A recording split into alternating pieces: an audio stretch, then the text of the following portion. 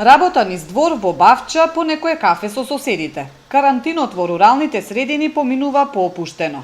Брвеница е една од 5 општини во Полошко опфатени со 3-дневниот карантин. Мештаните со кои поразговаравме велат дека полицискиот час се почитува, а карантинот на село баш и не се доживува тешко. Низ двор врти кругови. Нема кај да идеш. Тоа е. А на по село па ќе излезеш од дворче, а на реше стација и стане. Да сакам нека рече.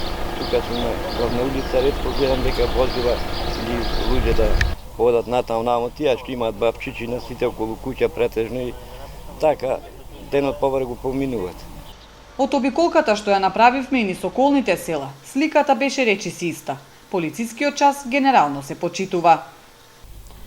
Тишина и празни улици затекнавме и овде во селото Челопек, кое со околу 10.000 жители е едно од најголемите во Тетовско.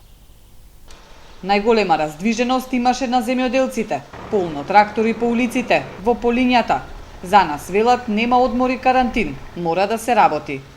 Од нива така, но изработаме нешто. За нас нема ни карантин, мора да се работи. Така. Значи имате ли приходи? Еве се работи, меѓутоа...